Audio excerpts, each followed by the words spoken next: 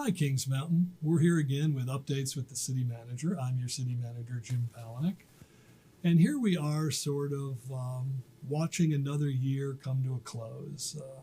The holiday season is rapidly approaching, and I think at this time of the year, oftentimes, many of us, I know I do, we reflect on the year gone by, and at the same time, we start looking forward to the upcoming year.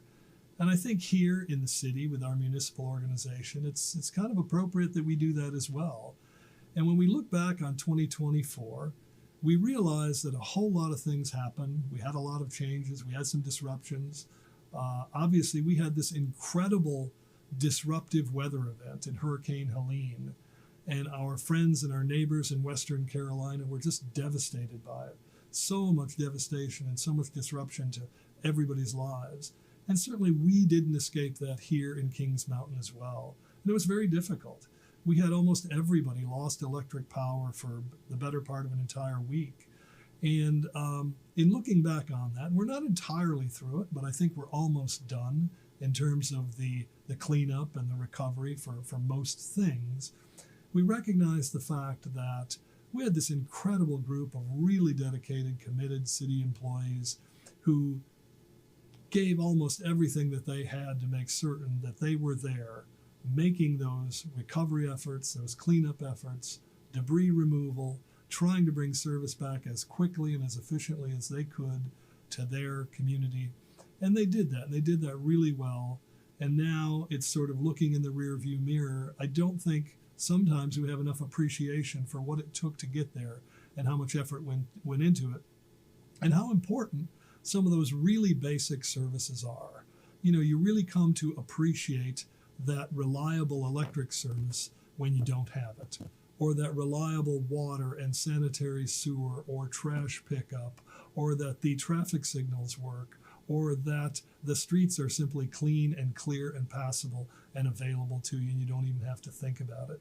So sometimes it's those catastrophic disruptive events that really bring to mind the fact that our community, our employees here in this community, they do a really, really great job. So we want to thank them tremendously as we think about coming to the end of this year. We also want to think about as the year moves forward, the next year, what's going to happen in the next year?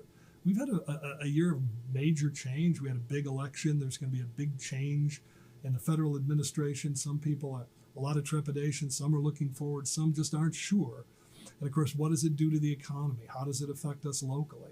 Here locally, our economy has been genuinely quite good. We've had a number of major catalysts driving us forward. We have the big $700 million casino resort that is now moving forward. We have a lot of announcements of commercial and retail things that are going to be being built and developed around it. A lot of construction jobs.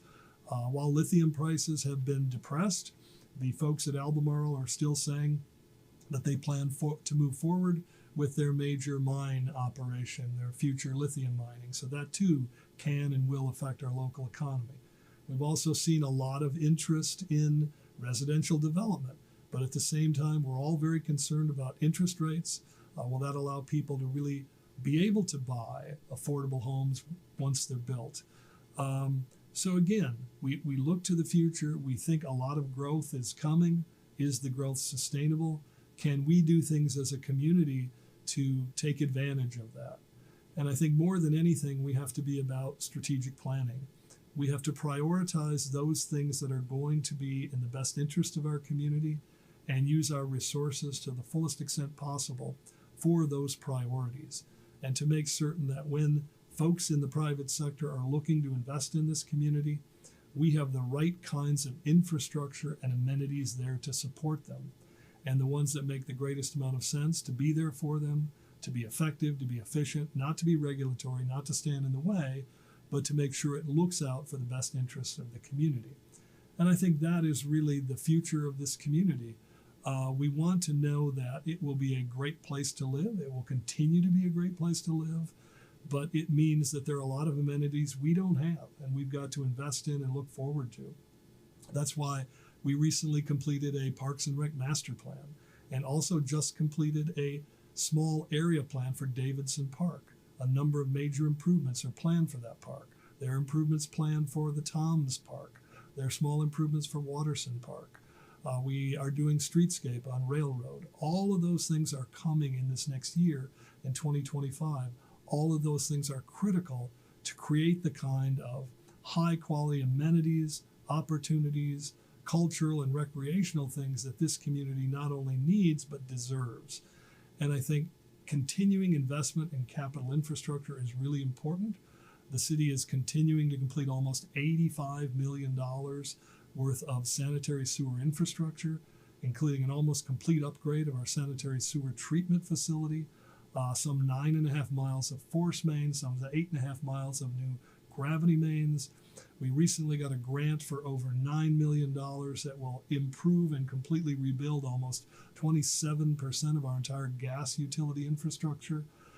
We will be bringing online in the second quarter of 2025 a brand new substation and all of the electric infrastructure to connect that to the grid.